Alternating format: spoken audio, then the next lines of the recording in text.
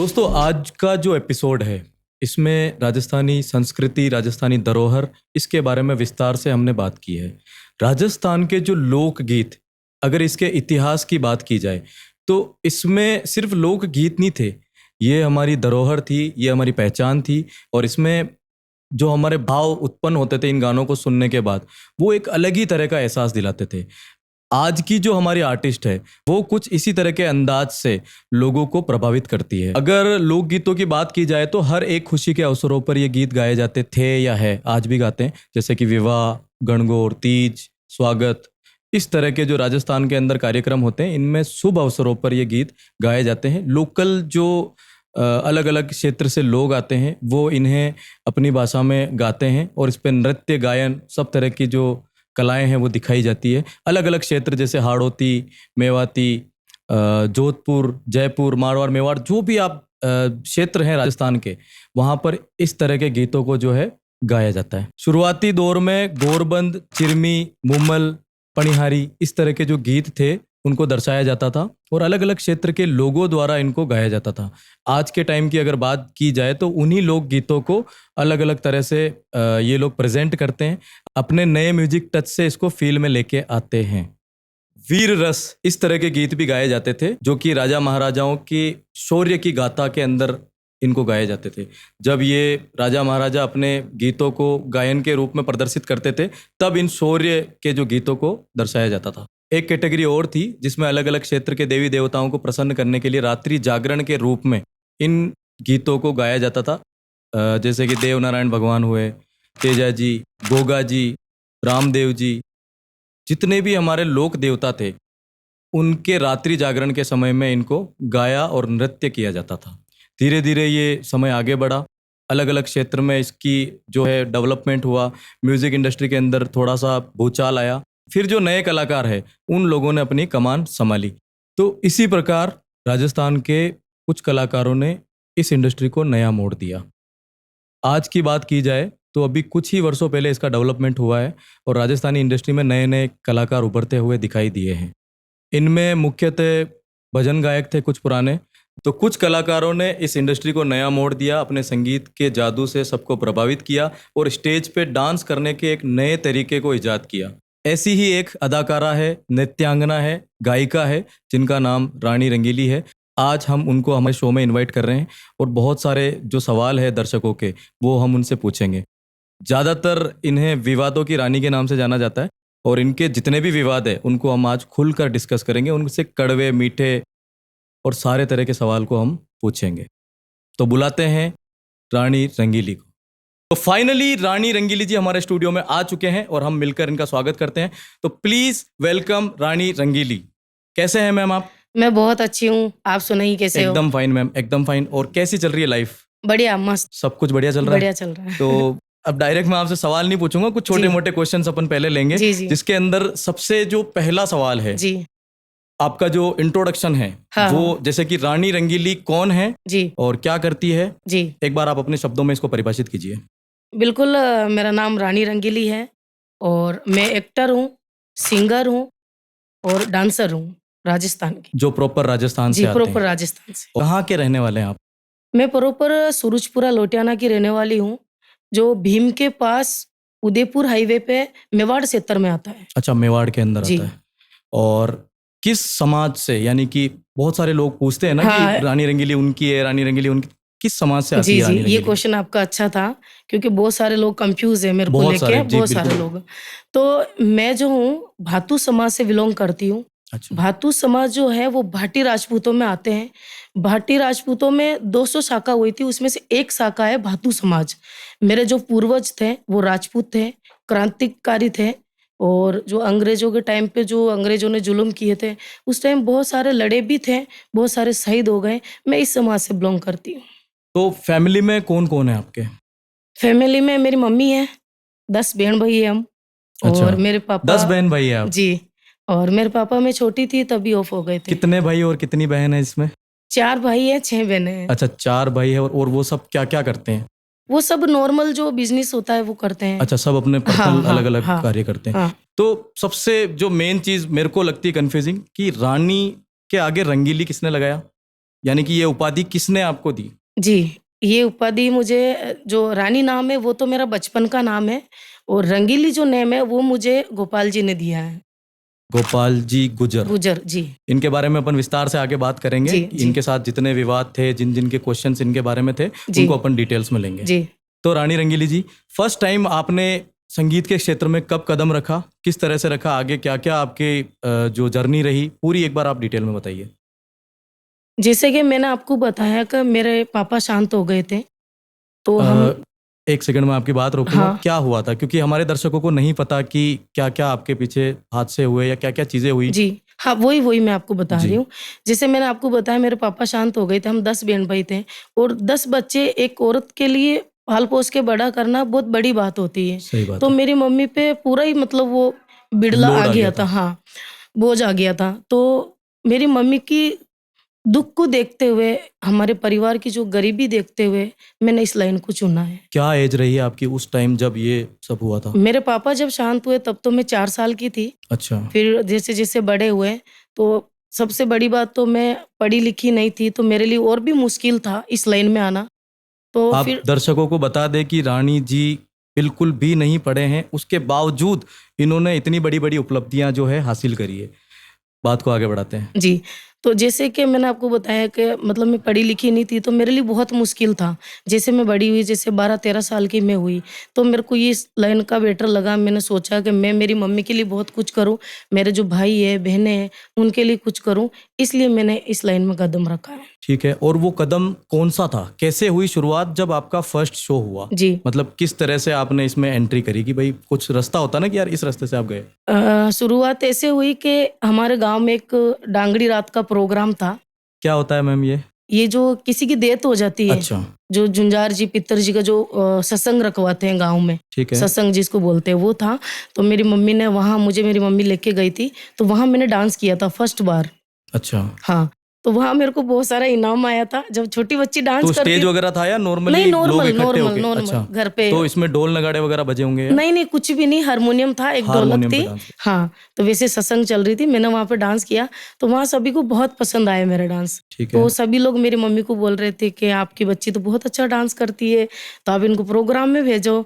ऐसे करके ये सिलसिला शुरू हुआ। आपको कैसा फील होता था जब लोग आके आपको बोलते थे कि यार क्या डांस करा आपने? मुझे अच्छा लगता था, खुशी उस होती थी मेरे को। ठीक है। उसके हाँ। आगे स्टेज पे जाना कब? स्टेज पे हमारे एक मिलने वाले हैं, ऑर्गेनाइजर हैं रायपुर के, उनसे मेरी मम्मी राखी डोरे का कुछ है रिश्ता, तो मेरी मम्मी उनके पास गई थी, तो बोले ये मेरी बच्ची है, अभी नई-नई डांस करने लगी है, तो आप इसको बुलाना। तो वो ऑर्गेनाइजर थे, तो उनके टच में सब कलाकार थे। ठीक है। तो हमारे शाहपुरा की है, सांवरी बाई करके सिंगर है, जो हमारे राजस्थान की लता मंगेशकर है। मैं बहुत रिस्पेक्ट करती हूँ, बहुत इज़्ज़त करती हूँ, और मैं उनको सुनती भी हूँ, मेरी फेवरेट है वो। लोकगीत गाते हैं वो? लोकगीत गाते हैं, भजन भी गाते हैं। उनके तो बहुत हिट एल्बम है, बहुत हिट एल्बम है, सभी जानते हैं, पब्लिक सब जानती है उनको। तो उन्होंने मेरा डांस देखा, वो शो करने के लिए आए थे वहाँ पे। उन्होंने मेरा डांस देखा, तो फिर उनको बोला कि आप इस बच्ची को मेरे प्रोग्राम में भेजना। तो वहाँ से बस इधर का शुरू हुआ मेरा। ठीक है। तो जीजी का कार्यक्रम था अपने ये मसूदा के पास में, सांवरी जी का प्रोग्राम था। विजयनगर मसूदा। विजयनगर मसूदा। तो वहाँ होटल पे रुके हुए थे, तो वहाँ गोपाल जी का होटल था। गोपाल जी से जो गोपाल मुलाकात जी हुई। गुजर, जी। जिनके बारे में काफी सारे विवादित हाँ, सवाल भी है। हाँ, जी। बताइए बिल्कुल। तो उनका होटल है, तो हम लोग वहाँ खाना खाने के लिए रुके थे। तो फिर मेरी मम्मी ने बोला, भाई साहब आप भी प्रोग्राम वगैरह करते हो? क्योंकि वो जब कैसेटों का काम करते थे, चेतक और श्री नारायण का काम करते थे। अच्छा, मतलब चेतक और श्री नारायण नाम से कंपनी थी कैसेट्स एक। थी। हाँ। उनका काम उन्होंने ले रखा था। वो ले रखा था, वो डीवीडी वगैरह बिकती थी जब, तो वो बेचते थे। तो उनको बोला कि हाँ, मेरी मम्मी को बोले कि हाँ आंटी जी मैं प्रोग्राम करता हूँ। तो बोले ये मेरी बच्ची है, आप बुलाना प्रोग्राम में। ऐसे कह के, जब वो फोन कॉल तो थे नहीं, एसटीडी कॉल था, जब एसटीडी कॉल के नंबर दे दिए मेरी मम्मी ने। तो फिर कुछ दिनों बाद उनका कॉल आया कि आंटी जी शूटिंग है, आप रानी को भेज दो। ठीक है। तो मेरे छोटे भाई को लेके मैं शूटिंग पे गई। आगे होके कॉल किया उन्होंने? हाँ, उन्होंने किया था। ठीक है। तो वो एल्बम जेतारन शूट हुआ था, आर्टिस्ट लाइन से है वही, उनके घर पे शूट हुआ था। तो वो एल्बम में मैंने डांस किया था, बन्नी बीरा मारा हवा जहाज में कायूर कायूं लायो, ऐसा कुछ गाना था। लक्ष्मण सिंह रावत ने वो एल्बम गाया था। अच्छा, गायन उनका था और इसमें सिर्फ आपने फर्स्ट टाइम सिर्फ डांस किया था मैंने। ठीक है। जो उसमें जो मैंने डांस किया, गोपाल जी ने भी साथ उसने अभिनय किया था, तो पब्लिक को इतना पसंद आया। वो मेरा पहला ही एल्बम लोकल एरिया में इतना चला कि ये देख लो कि मतलब छोटी-मोटी स्टार तो मैं उसी टाइम हो गई थी। ये देख लो कुल आप। मिला के रानी जी का उस टाइम क्रेज हो चुका था। हाँ, उसी टाइम। उसके बाद क्या हुआ? उसके बाद वैसे जैसे पहले एक सिस्टम था, जैसे कोई कलाकार चल गया तो उसको तुरंत बाउंड कर लेते थे कंपनी में। किसी कंपनी के साथ उनके एग्रीमेंट्स हो जाते थे। एग्रीमेंट, हाँ, एग्रीमेंट करवा ठीक है। देते कि आपको इसी में काम करना है। तो मेरा एग्रीमेंट उन्होंने बोल दिया कि रानी तुम अभी कहीं काम मत करना, तुम श्री नारायण में ही तुम्हें मैं एल्बम करवाऊँगा, दूसरी जगह तुम्हें नहीं करने, तुम्हें जो पेमेंट चाहिए वो मैं दूँगा। ऐसा मेरा एग्रीमेंट उनके साथ हो गया था। फिर चलता रहा ऐसा। फिर जो चेतक कंपनी है, वो बड़ी कंपनी है, तो दिल्ली की कंपनी है चेतक कंपनी, उन्होंने मेरा देखा एल्बम, बहुत ज़्यादा चलने लग गए थे एल्बम। फिर उन्होंने देखा तो उन्होंने बोला, यार गोपाल जी आप रानी को हमारी कंपनी में लेके आओ। और ये उस जमाने की बात है जब कोई सोशल मीडिया वगैरह नहीं, नहीं हुआ सोशल करता मीडिया नहीं था। थी, बिल्कुल। ये टच वाले फ़ोन भी नहीं थे उस टाइम। बहुत हाँ, बड़ी बात है जी। ये। तो उन्होंने बोला आप हमारी कंपनी में रानी का बाउंड करवाओ। तो फिर उस कंपनी से मैं जुड़ी। उसके बाद रंगीली का सिलसिला चालू हुआ। उसके बाद बैक टू बैक सॉन्ग्स आए। जी। और फर्स्ट सॉन्ग आपने खुद कौन सा गाया था? मेरा पहला एल्बम आया था पीली लुगड़ी। उससे अच्छा। पहले 2-3 एल्बम आए थे, अच्छे चले। पर पीली लुगड़ी जो मेरा एल्बम है वो मेरा पूरा लाइफ चेंज कर दिया उसने। पीली लुगड़ी एल्बम है, दिल्ली रिकॉर्ड हुआ था। दिल्ली में ही पूरा कंप्लीट हुआ था गाना, और शूट तो अपने राजस्थान में ही हुआ। तो वो गाना जब रिलीज़ हुआ था, इतना चला वो गाना, या तो लोग सचिन जी का मैच ही देखते हैं लाइन में खड़े होके, या फिर रानी रंगीली का डांस ही देखा है लोगों गजब ने। गजब गजब। तो उस होटल में क्या मैं ऊपर ठहरी हुई थी, तो मैं जैसे ही नीचे उतरी तो पब्लिक की ऐसी लंबी लाइन लग रही थी। मैंने बोला क्या हुआ यार, क्या हो रहा है यहाँ पे? जैसे ही मैंने देखा कि मेरा डांस चल रहा था, धक धक धक धक, डांस ही वजह बड़ा अजीब था मतलब मेरा। तो वैसे मैंने देखा, मेरे को बहुत खुशी हुई, मैं वापस ऊपर चले गई और फिर ऐसे चलता क्या रहा ये सब। प्रतिक्रिया थी उन लोगों की जब उन्होंने वो डांस वहां पे चला रखा था? जिससे हमारे राजस्थान में बोलते हैं, कई छोरी डांस कर रही है यार, कई जोरदार डांस कर रही है। ऐसा। स्प्रिंग टाइप का डांस। जी, जी, जी। उसके आगे जब आपने लिरिक्स लिखना स्टार्ट किया, जी। गाना गाना स्टार्ट किया, हाँ, तो हाँ, उसमें शुरू में कौन कौन से ऐसे प्रोजेक्ट्स थे जो हाँ। सबसे ज्यादा प्रचलित हुए? मेरा एक एल्बम है नाग लपेटा, जो ऑल ओवर पूरे इंडिया में चला है वो एल्बम। नाग लपेटा एल्बम मैंने खुद ने लिखा। मेरे ज़्यादातर सॉन्ग सब मैंने खुद ने ही लिखे हैं। तो नाग लपेटा एल्बम जब आया था मार्केट में, ये देख लो कि जिसको बोलते हैं ना तख्ता तोड़, वैसा वो एल्बम चला था। सुपर हिट हुआ था। सुपर डुपर हिट, बहुत मैंने भी चला। बचपन में ये गाना जी, सुना जी। हुआ है वैसे। नहीं, बाहर विदेश में भी ये सॉन्ग चलता है मेरा। इंटरनेशनली बजा। बिल्कुल, बिल्कुल। राजस्थान की एक ऐसी अदाकारा जिसके गाने इंटरनेशनली भी बजे, जी, जी, ये बहुत बड़ी उपलब्धि थी जी। अपने आप। मैम उसके बाद का सफर? उसके बाद का सफ़र बहुत अच्छा रहा। मतलब जहाँ मेरे शो वगैरह होते थे, वहाँ इतनी पब्लिक, मेरी फर्स्ट एंट्री जहाँ होती थी, मतलब महीने के 30 ही दिन मेरे शो बुक होने लगे। और उस टाइम भी सबसे महंगी आप ही हाँ, डांसर हाँ। थे शायद। मतलब पूरे राजस्थान में बोलते हैं ना सन्नाटा छा गया था कि ये क्या आया है राजस्थान के अंदर। ऐसा मेरा डांस और गायकी है। तो मैं किस एरिया में आपको पर्टिकुलरली उस टाइम पसंद किया जाता था कि यार ये मेरा फेवरेट एरिया था, यहाँ पे मेरे को लोग बहुत डिमांड रहे? बिल्कुल, मतलब जब मेरा जो डांस और सिंगिंग आई ना, मैं नहीं कह सकती कि मेरे को एक लिमिटेड एरिया में पसंद किया है। मेरे को पूरे राजस्थान में पसंद किया है पूरा पब्लिक ने। राजस्थान एक्सप्लोर हुआ। बिल्कुल, बिल्कुल। और शुरुआती स्टेज में जो शोज थे आप, हाँ, कहाँ कहाँ हुए वो? सबसे ज़्यादा शो मेरे नागौर में हुए। बिल्कुल, नागौर में मैंने बहुत शो किए हैं। इतने शो किए हैं, मतलब जब मैं शो करती थी तो वहाँ वहाँ कम से कम 1.5 से 2 लाख पब्लिक शो में आती थी मेरे। और जैसे ही मेरी एंट्री होती थी, हुल्लड़ हो जाता, प्रोग्राम बंद। फर्स्ट एंट्री में ही प्रोग्राम बंद। मतलब मेरे को स्टेज के नीचे से भी कभी-कभी निकलना पड़ा। अच्छा, ऐसी ऐसी सिचुएशन भी आई कि बिल्कुल, आपको स्टेज के नीचे से? बिल्कुल, क्या बिल्कुल। रीजन रहा उसके पीछे? बस पब्लिक को डांस देखना था मेरा, क्योंकि ऐसा डांस राजस्थान में कभी आया नहीं है। कभी कोई नई चीज़ आती है ना तो बहुत लोग बोलते हैं, अरे क्या है यार, इस लड़की के कमर में क्या है, स्प्रिंग लगा रखी क्या? इस वजह से लोग मुझे करीब से देखने की कोशिश करते थे। इस वजह से हुल्लड़ हो जाता। अच्छा, शुरुआती दौर में जब ये डांस चला, हुँ। तो लोगों ने पूछा नहीं कि ये कौन सी तरह का डांस है या कौन सी फॉर्म है जो आपने नहीं, अभी अभी इजाद करी? नहीं कुछ पूछा। तो सवाल प्रतिक्रियाएं रही होगी लोगों की कि किस तरह का डांस है ये? नहीं पूछा, किसी ने ये सबने सवाल। तारीफ करी हाँ, कुल मिला सबने के। तारीफ़ की। ये डांस और कहाँ होता था उस टाइम?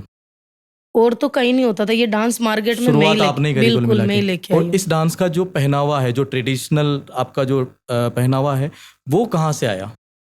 जैसे जो मैं ड्रेस पहनती हूँ, लहंगा, चूड़ा, जुड्डा, ये हमारे जो गाँव की जो औरतें हैं, वो एक्चुअल वो ड्रेस मतलब पहनती है पोशाक ऐसा, तो उनको देख के मैं फॉलो करती है। ये पैटर्न जो है डांस लाइन में मैंने लाया है। और पहले शो में किसने तैयार किया आपको? मेरी मम्मी ने। कैसे? क्या कहानी रही इसके जैसे पीछे मैंने मतलब? बताया कि वो डांगड़ी रात का जो शो था, हाँ। उसी में मेरी मम्मी ने मेरा जुड्डा बनाया, ड्रेस पहनाई, छोटी-छोटी चूड़ियाँ पहनाई, चूड़ा पहनाया, ऐसे। और आज भी यही ट्रेडिशन फॉलो होता है? हाँ, हाँ। मोस्टली जोधपुर साइड ये पहना जाता है, मारवाड़ साइड मतलब? मारवाड़ साइड में जो देवासी समाज है वो इस ड्रेस को पहनते हैं। जैसे हमारे मारवाड़ साइड में चूड़ा, ये जो गेटअप है वैसा करीब-करीब मिलता-जुलता है। रायका और देवासी समाज के लोग ज्यादातर इसको प्रेफर करते हैं। तो आपकी जो टोन है जी, इसमें थोड़ा सा मारवाड़ी जो मिक्स है वो आता है। इसका क्या राज है? आप क्योंकि आप तो मेवाड़ से हैं प्रॉपर, मेवाड़ और मारवाड़ दोनों ही बहुत डिफरेंट है, दोनों की लैंग्वेज में भी रात दिन का अंतर है। आपकी लैंग्वेज में फिर मारवाड़ी कैसे आती है? इसलिए आती है कि मेरा जन्म मेवाड़ में हुआ है, पर बचपन में ही मेरे पापा जो है वो मारवाड़ चले गए थे। मारवाड़ जंक्शन मतलब पाली जिले में गांव आता है ढूंढा। अच्छा। वहाँ मेरे पापा कमा खाने के लिए चले गए थे, वहाँ मेरे पापा रहते थे, तो बचपन में ही हम वहाँ चले गए थे, तो बड़े वहाँ पे हुए हैं, तो इसलिए लैंग्वेज मिक्स है।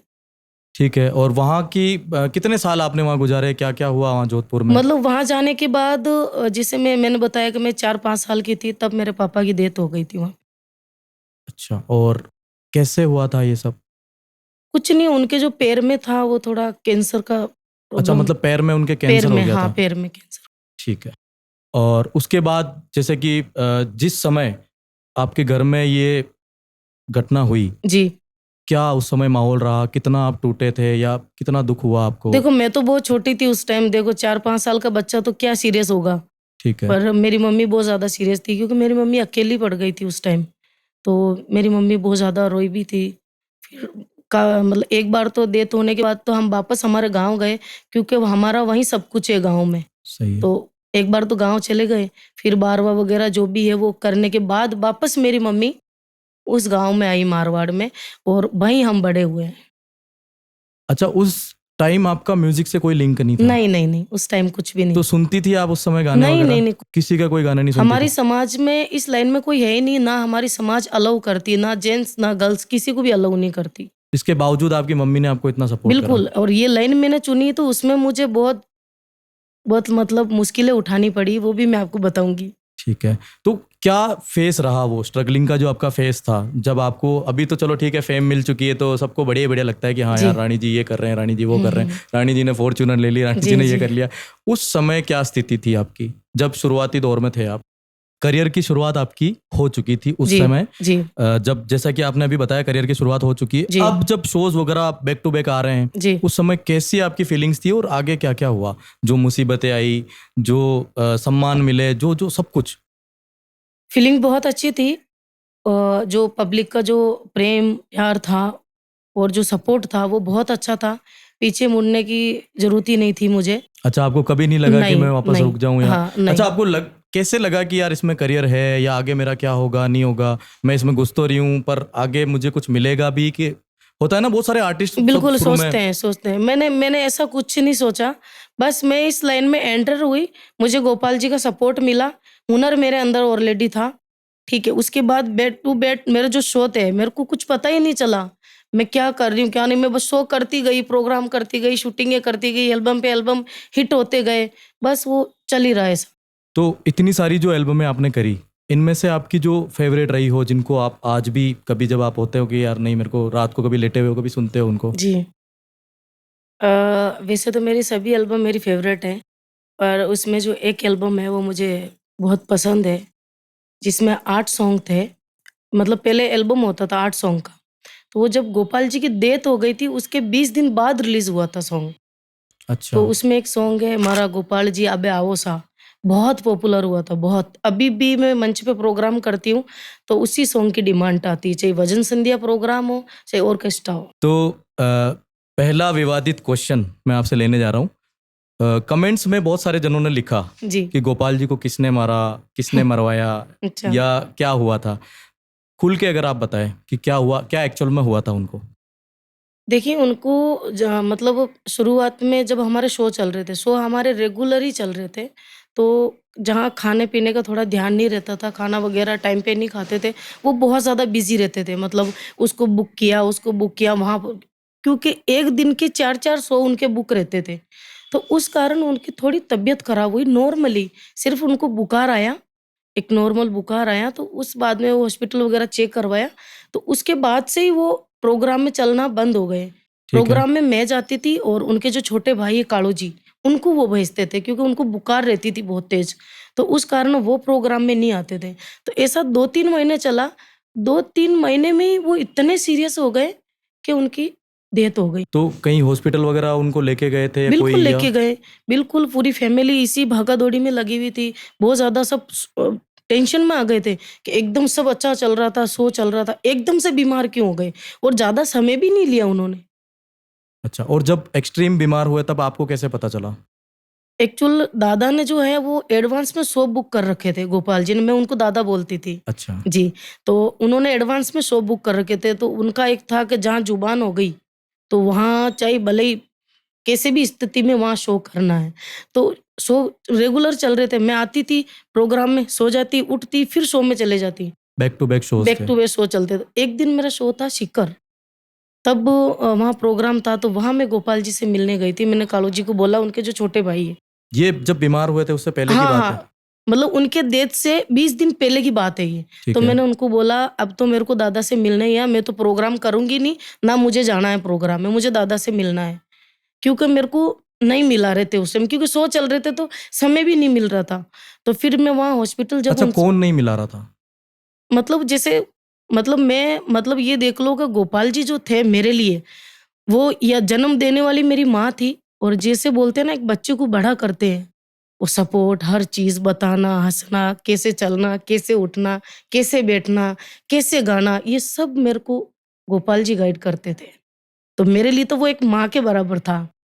तो इसलिए मतलब मैंने बोल दिया कि मैं मिलूँगी, तो वो बोलते थे कि रानी कहीं सीरियस नहीं हो जाए, तो इसलिए मेरे को मिलाते नहीं थे। मैं सो नहीं कर पाऊँगी फिर सीरियस हो गई तो। तो इसलिए मेरे को वो मना करते थे कि नहीं अभी नहीं, वो ठीक है, तुम बाद में मिलना, पहले ये प्रोग्राम कर लो। ऐसा चलता रहा। तो उसके बाद में जब मैंने जिद कर लिया कि नहीं मेरे को तो मिलना ही है, मैं प्रोग्राम में नहीं चलूँगी, ऐसे मैंने बोल दिया। फिर कालू जी मुझे लेके गए वहाँ पे। मैं गई, दादा से मिली, तो दादा बहुत ज़्यादा सीरियस थे। मैं जब उठ वो मुझे देख के मतलब उठ के खड़े हुए, तो मैंने बोला दादा मैं शो नहीं करूँगी आज, मैं नहीं जा रही हूँ प्रोग्राम में, मेरा मूड नहीं है और मैं बहुत ज़्यादा टेंशन में हूँ। अच्छा। तो जब आप हॉस्पिटल गए थे, जी। तब वो आखिरी मीटिंग थी आपकी? हाँ, आखिरी बार मिली थी मैं उनसे। और उस दिन का जो सिचुएशन था, अगर आप कंफर्टेबल है कैमरे पे बोलने के लिए, हाँ, हाँ, तो बताएँगे क्या हुआ था उस दिन जब आप आखिरी बार मिले उनसे?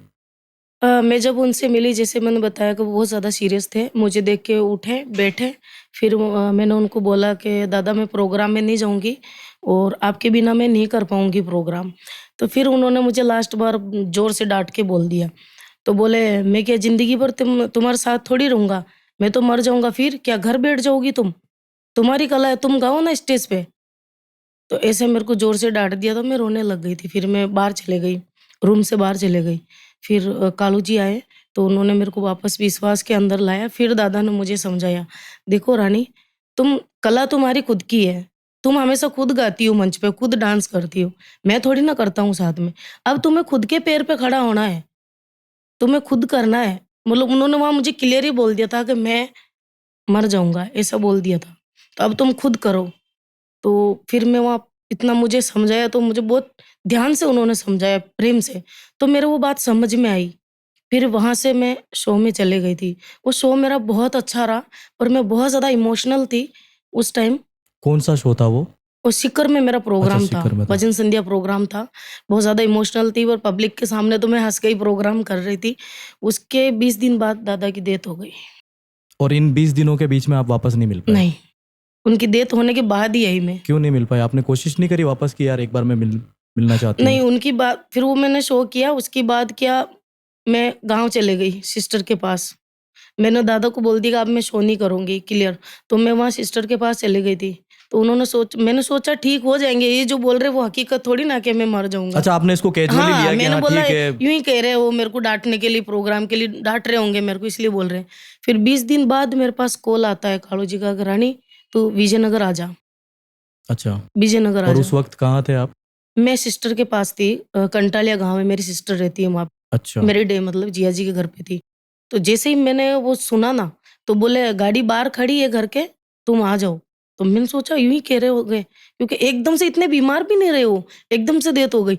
तो जैसे गाड़ी मैंने देखी ना बाहर, स्विफ्ट डिज़ायर गाड़ी थी उनकी, लेने आई मुझे।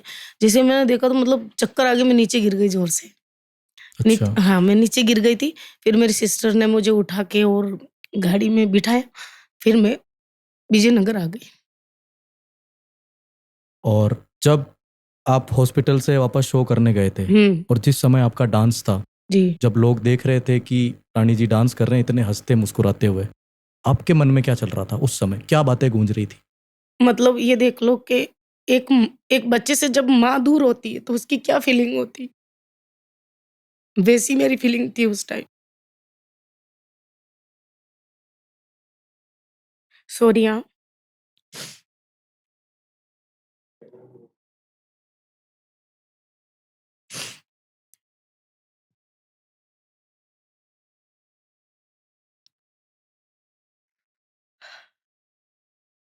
सॉरी थोड़ा इमोशनल हो गई मैं।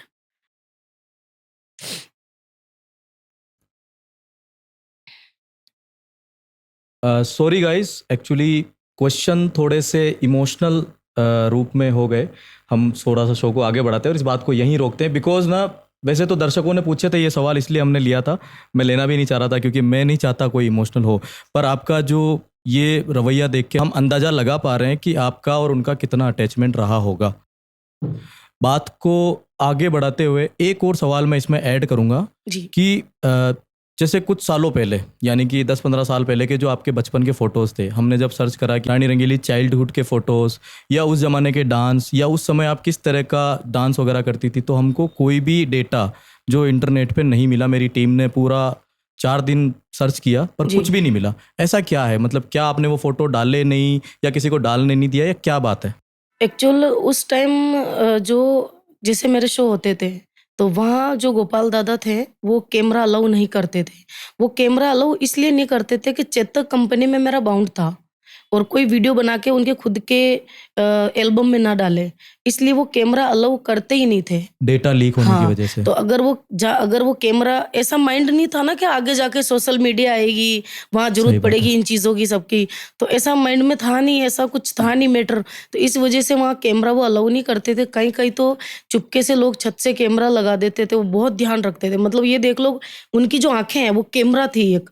दूर-दूर से देख लेते थे, तो जाकर डायरेक्ट कैमरा ही फोड़ देते उनका।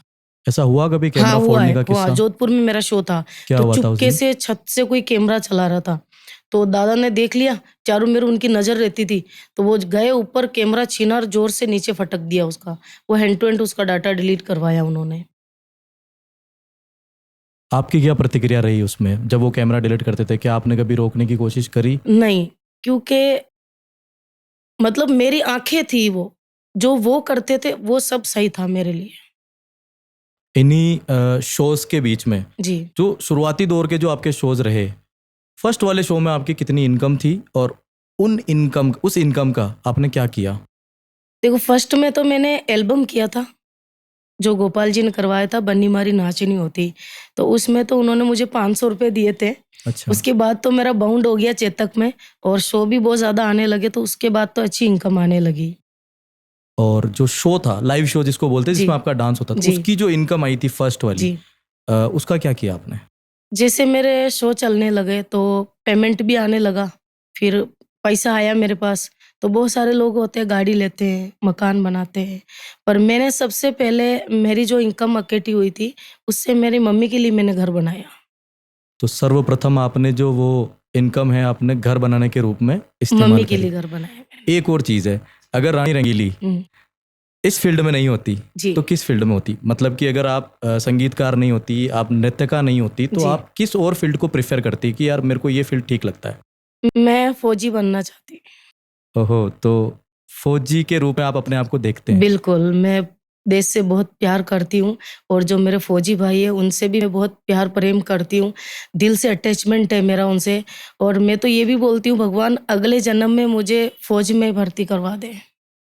और जो गुजर कम्युनिटी है जी हमारे, जो राजस्थान के और पूरे भारत के जो गुजर है, जी उनकी तरफ से कितना समर्थन मिला और कितना वो आपको सपोर्ट करते हैं? आपकी नज़र में कैसे देखते हैं आप गुजरों को? मतलब सपोर्ट तो मैं आपको शब्दों में बता नहीं सकती। गुर्जर समाज से मतलब जैसे अपने राजस्थान की जो जनता है, मतलब उसमें सब कास्ट आ गई। प्रेम, प्यार मेरे को सभी समाज से मिला, सपोर्ट मेरे को सभी समाज से मिला है। बट जो एक गुर्जर समाज का जो सपोर्ट रहा ना मेरे बीच में, वो बहुत, बहुत मतलब बहुत कुछ। क्योंकि मैं देखता हूँ कि ज़्यादातर आपके जो वीडियोस है उसमें कमेंट्स गुजरों के ज़्यादा होते हैं। बिल्कुल, गुर्जर समाज का मुझे बहुत सपोर्ट है, एकदम बच्ची मैं जब देमाली जाती हूँ, तो मेरे को एक बच्ची की तरह रखते हैं सभी लोग। तो राजस्थान की शकीरा कही जाने वाली रानी रंगीली, जी, अ, अपने आपने जो शुरुआती दौर में डांस का इंस्पिरेशन लिया, जी। क्या आपने शकीरा से सीखा? आपको लगा कि यार शकीरा जैसा डांस करूँ, या कोई और इंस्पिरेशन थे आपके? नहीं, मैंने शकीरा जी से नहीं सीखा, मैं माधुरी जी को फ़ॉलो करती हूँ। माधुरी दीक्षित। बिल्कुल, बहुत फ़ॉलो करती हूँ मैं उनको। तो बॉलीवुड पे आ ही गए तो फेवरेट एक्ट्रेस भी वही रही होंगी, हाँ, और एक्टर एक्टर अजय देवगन।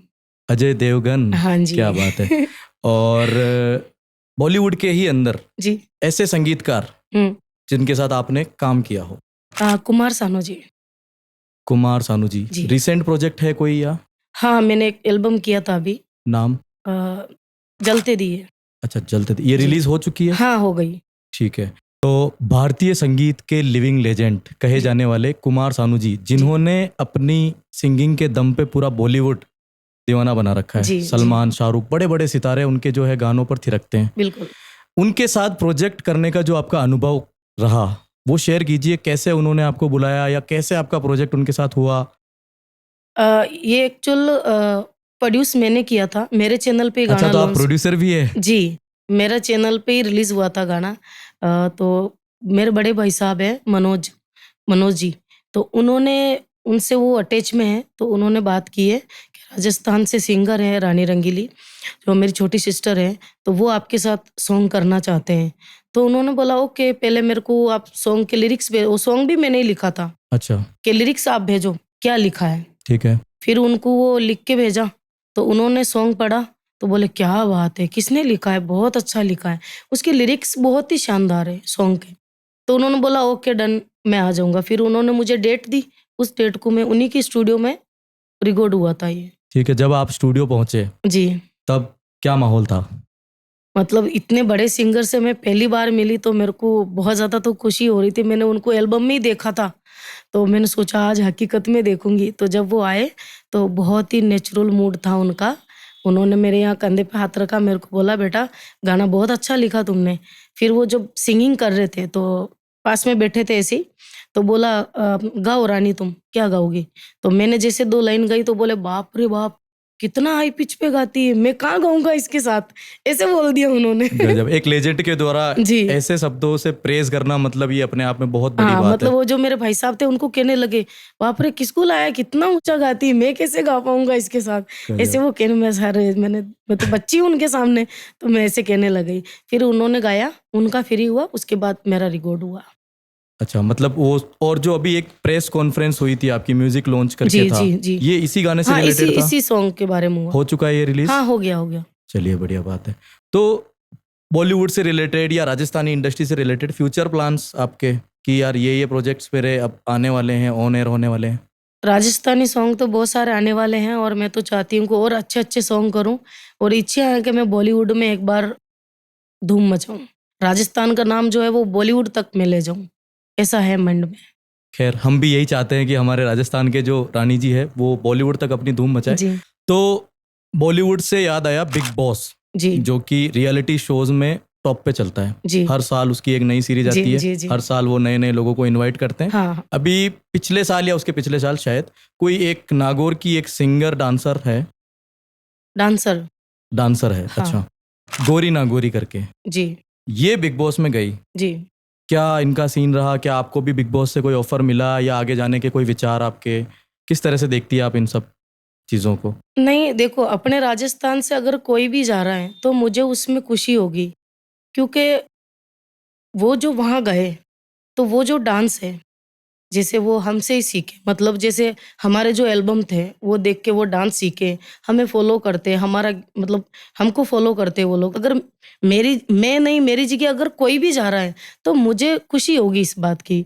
पर एक चीज़ का मुझे दुःख ज़रूर हुआ, मुझे ये तो बहुत खुशी हुई कि अपने राजस्थान से कोई लड़की वहाँ गई है और मेरा जो डांस है, मेरा जो गेटअप है, जो डांस मैं राजस्थान में लेके आई हूँ, वो बिग बॉस तक गया है। तो मेरे को तो इस बात की बहुत खुशी थी। बट वहाँ पे जब उनसे सवाल पूछे तो उन्होंने पूरा क्रेडिट शकीरा को दे दिया। इस चीज़ का मुझे कहीं-कहीं दुःख कैसे हुआ। दिया क्रेडिट, मतलब मतलब किसने जब सवाल उनसे पूछा? पूछा गया कि आप ये डांस किससे सीखी हो? आप किसको फ़ॉलो करती हो? तो उन्होंने डायरेक्ट ये बोला कि मैं शकीरा को फ़ॉलो करती हूँ, शकीरा से ये डांस सीखी। उनको इसकी जगह ये बोलना चाहिए था कि हमारे राजस्थान की एक्टर है रानी रंगीली, जिन्होंने ये डांस लाया, जिन्होंने ये ड्रेसिंग, ये गेटअप लेके आई, हम उनको फ़ॉलो करते। इतना वो बोलते तो मुझे बहुत खुशी होती। सही बात पर है। फिर भी मैं खुश हूँ, भगवान उसको और कामयाबी दे और आगे बढ़े वो। गोरी नाचे नागोरी नाचे एक सॉन्ग भी था उनसे तो ये उनसे रिलेटेड है या ये अलग है नहीं, गाना? नहीं, नहीं, एक्चुअल ये सॉन्ग जो है यश राठौड़ ने गाया है। अच्छा। मतलब ये न एक अपने जो पुष्कर का मेला लगता है, मेले में जो पुष्कर के मेले में सबसे ज़्यादा नागौर की जनता आती है। तो मतलब गोरी नाचे, मतलब नागौर की गोरी, लेडीज़ उसको बोला गया। जिसे बोलते हैं ना लुगाई और गोरड़ी, वैसे गोरी नाचे, नागौरी मतलब आदमी हो गए। अच्छा, हाँ, तो वो गाना नागौर के ऊपर बना था। तो जो नागोरी शब्द है वो नागोरी लोगों के लिए यूज हुआ नागौरी लोगों के और लिए है। लोग उसको समझते हैं कि गोरी नागोरी के हाँ, ऊपर ये गाना हाँ, बना है। वो एल्बम हमारी कंपनी का ही है, चेतक कंपनी का, डांस भी उसमें मेरा ही है। अच्छा, मतलब इस गोरी नाचे नागोरी नाचे में डांस हाँ, वो आपका था? एल्बम अपनी है, डांस मेरा ही है उस। हाँ, पर उनको बस उन्होंने नाम को लेके कर लिया कि ठीक है इसको मैं मेरा मेन कर लेती हूँ, तो उस हिसाब से वो है। और लिरिक्स की अगर बात करें जी। तो शकीरा सिंगिंग भी करती है? शकीरा इसलिए बोलते हैं कि राजस्थान की शकीरा रानी रंगीली, इसलिए बोलते हैं कि मैं सिंगिंग भी करती हूँ और डांस भी करती हूँ। मेरे डांस भी 2 तरह के हैं।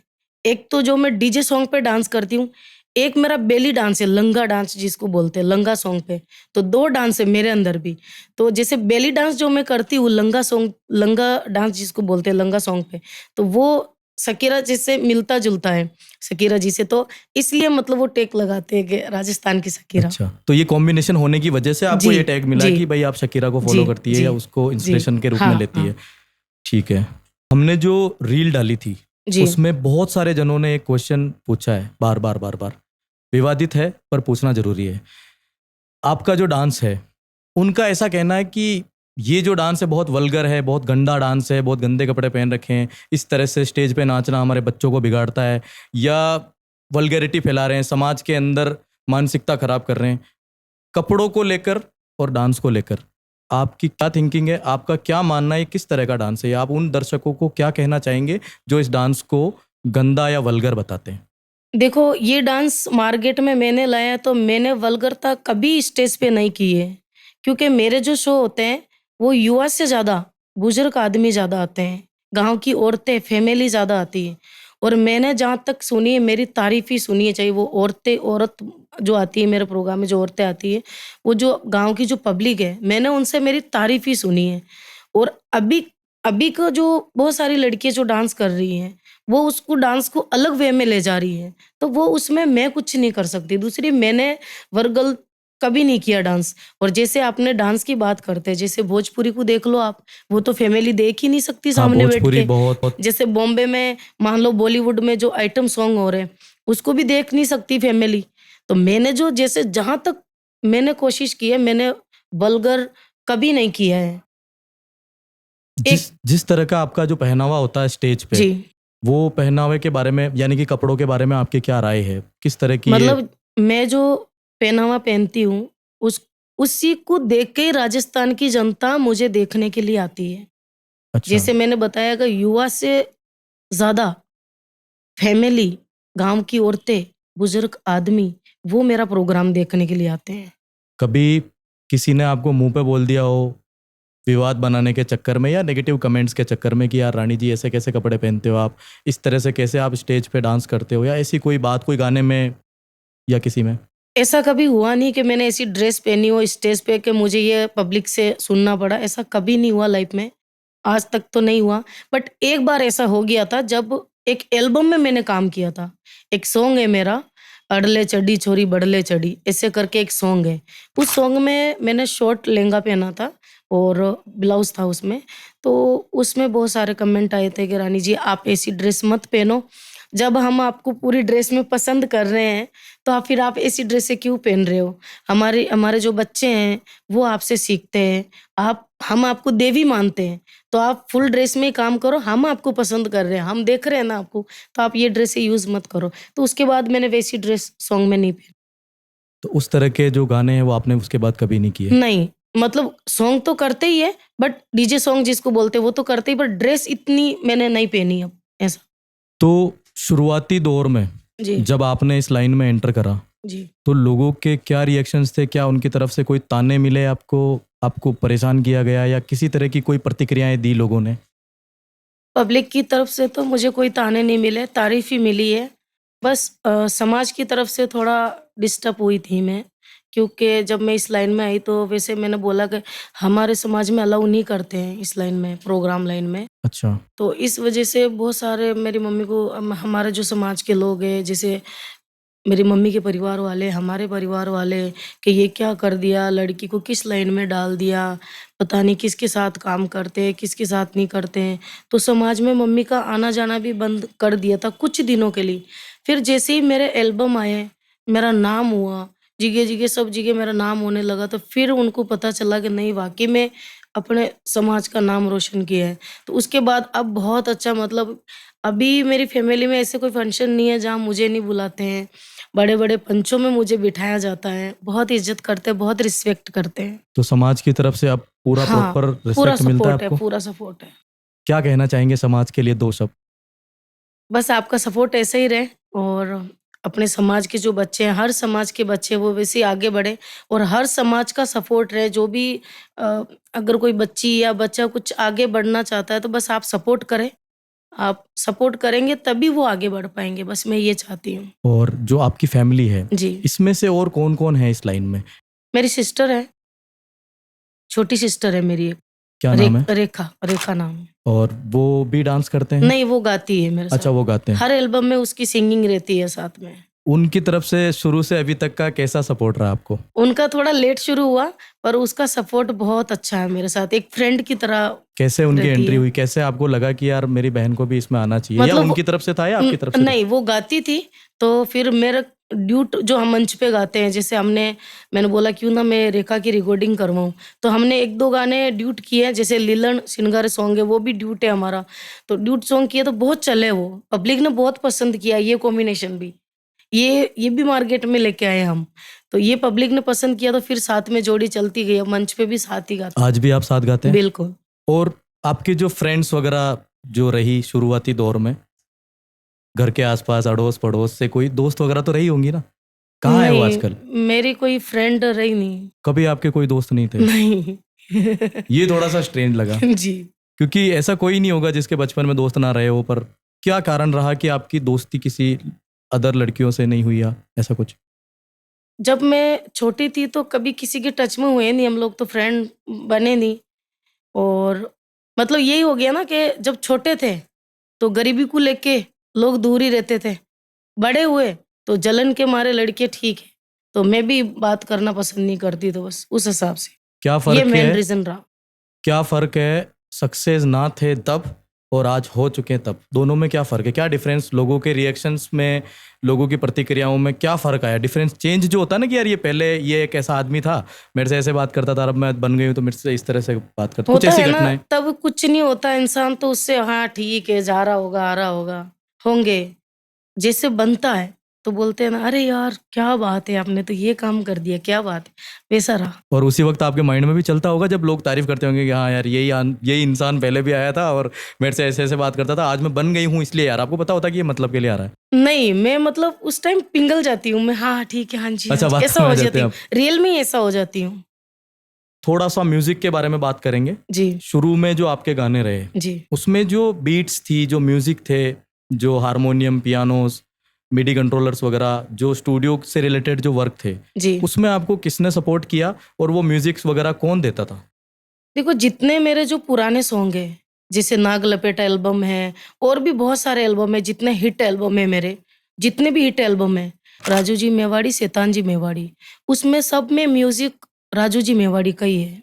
और ये जो जैसे ये पुंगी वगैरह जो बजती है अभी, म्यूजिक जो है, ये म्यूजिक राजू मेवाड़ी ने ही मार्केट में लाया है। तो सर्वप्रथम हमारे राजस्थानी इंडस्ट्री के जो इस तरह के म्यूजिक के जनक थे जी, वो मेवाड़ी ब्रदर्स थे। बिल्कुल। ठीक है। एक एड लिप्स यानी कि गाने के बीच बीच में जो आवाजें आती है, जी, भाई दैया या जी। इस तरह की और भी हाँ, बहुत सारी हाँ, हाँ। आवाजें जो मैं बचपन में छोटा था तब सुनता था, तो बीच बीच में आवाजों को मैं काफी नोटिस किया करता था कि यार ये वाली आवाज किसने सोची होगी, किसने इसको इजाद किया होगा, किसने डेवलप की होगी और चली कैसे, ये मार्केट में कैसे आई। देखो इसको राजू जी मेवाड़ी ने ही बनाया था, उन्होंने ही क्रिएट किया था इनको, इस आवाज को। अरे रे रे रे रे, हाय दैया। पर ये जो मार्केट में जो पॉपुलर किया ना, तो जैसे एल्बम यही बनाते थे, म्यूजिक वगैरह यही देते थे, तो डांस मेरा रहता था उसमें, सिंगिंग भी रहती थी, तो फिर वो हाय दैया जो है वो मतलब पॉपुलर उसको मैंने कर दिया मार्केट में। तो जो रिकॉर्डिंग स्टूडियोज होते हैं जी। उनमें फर्स्ट जो आपका जो सॉन्ग था, सिंगल ट्रैक किया या एल्बम किया, जो भी किया, पहला गाना आपने किस स्टूडियो में रिकॉर्ड किया, वो कहाँ है और कैसा एक्सपीरियंस रहा पहला गाना रिकॉर्ड करने का। ये जयपुर का स्टूडियो है, बीएसबी स्टूडियो, जहाँ पिंटू जी भाई साहब रिकॉर्ड करते थे song, but music Raju Mewadi ji देते थे वहां पे आके। अच्छा, म्यूजिक, मतलब म्यूजिक फिर भी भिलवाड़ा में ही हाँ बनता हाँ, था। म्यूजिक उन्हीं का था सब में। ठीक है। और जब फर्स्ट टाइम आपने स्टूडियो में एंट्री ली, जी, कैसा एक्सपीरियंस रहा, क्योंकि एक नया बंदा जब स्टूडियो में एंट्री लेता है तो वो जी, माइक और ये सारे तामझाम देख के परेशान हो जाता है कि जी। यार मैं कैसे स्क्रीन प्ले करूंगा, हाँ आपने कैसे उसको हैंडल किया। हाँ, मतलब जब मैं स्टूडियो में गई तो मैंने पहले सोशल मीडिया भी नहीं थी, तो उस पे भी देखने के लिए चीज़ें नहीं मिलती थी। तो जैसे मैं गई तो मेरे कान के ईयरफ़ोन लगा दिए, फिर मैंने गाया तो 1-2 बार तो मैंने आउट गा दिया। ताल पे गाया नहीं गया मेरे से, वो क्या चल रहा है, इधर क्या चल रहा है, उधर ढोलक चल रही है। फिर मेरे को जो दादा थे गोपाल जी, उन्होंने चाटा भी रख दिया मेरे को एक बार वहाँ पे स्टूडियो में। अच्छा, मतलब हाँ। रानी जी को चाटा भी पड़ा हुआ है। बिल्कुल, दादा ने मेरे को चाटा रख दिया वहाँ पे खींच के, कि क्या गा रही है पागल, ताल पे तो गा, ताल पे तो गा, ऐसे बोलने लगे। तो मैं बोला मैं तो फर्स्ट बार गा रही हूँ, कैसे गाऊँ? फिर जो हमारे रतन कुड़ी जी है सिंगर, रतन कुड़ी जी सिंगर है, उन्होंने बोला वो कि वो बच्ची है यार, अभी वो स्टूडियो में आई है, तो एकदम से कैसे गाएगी, धीरे-धीरे सीखेगी वो, ऐसा कुछ भी हुआ था। तो वो जो गाना रिकॉर्ड हुआ, जब उसका आउटपुट आया और पहली बार आपने उसको सुना, जी। तो क्या रिएक्शंस थे आपके। वो एल्बम जो आया था, फागुन का एल्बम था, वो एल्बम बहुत चला, जिसमें सॉन्ग था आडे मारक पीपली कल्लालन हिंदू गालियो, ऐसा करके सॉन्ग है, अपना राजस्थान का ट्रेडिशनल सॉन्ग है। तो वो रतन जी ने गाया था, रतन कुड़ी जी है, सीनियर आर्टिस्ट है, उन्होंने गाया था। तो उसमें भी मेरा एक सॉन्ग था, देवर रंग लगा जा, ऐसा कुछ करके सॉन्ग था। तो वो बहुत चला था, वो एल्बम बहुत चला। और एक्सपीरियंस, जैसे कि फर्स्ट गाना रिकॉर्ड करा उसमें बहुत समय लगा होगा आपको क्योंकि बहुत दिक्कतें हुई, फिर धीरे धीरे आज पे आते हैं वापस, जब आज आप रिकॉर्ड करते हैं तो दोनों में क्या डिफरेंस है। उस टाइम कितने घंटे लगते थे आपको एक सॉन्ग रिकॉर्ड करने में और आज कितने घंटे लगते हैं। जब मैंने शुरुआत में रिकॉर्डिंग की ना, तो मेरे को एक गाने के अंदर सुबह 9 बजे से रिकॉर्डिंग चालू हुई, तो रात की 12 बज गई थी। नहीं कर पाई मैं, बार-बार आउट हो रही थी। उसके बाद जैसे मेरे एल्बम आए, तो जैसे अभी का है, उसके बीच की बात बता रही हूँ। 8-8 गाने नॉन स्टॉप गाती हूँ मैं, रुकती भी नहीं। एक बार तो पढ़ा-लिखा भी रुक के गाता है, पर मैं 8 गाने नॉन स्टॉप गा देती हूँ। ऐसी स्थिति है अभी तो। तो जैसा कि आपने बताया कि आप बिल्कुल भी पढ़े लिखे नहीं हैं, जी। तो लिरिक्स वगैरह लिखना मतलब कैसे होता है। और दूसरी चीज, जब आप स्टूडियो में रिकॉर्ड कर रहे होते हैं तो लिरिसिस्ट जो होते हैं वो वहाँ पे होते हैं और वो लिख के एक साधन होता है जहाँ पे लिख के वहाँ पे पढ़ के फिर वो वहाँ पे सॉन्ग रिकॉर्ड करते हैं। जी, आप कैसे करते हैं, क्या पूरे पूरे गाने 8-8 याद हो जाते हैं आपको।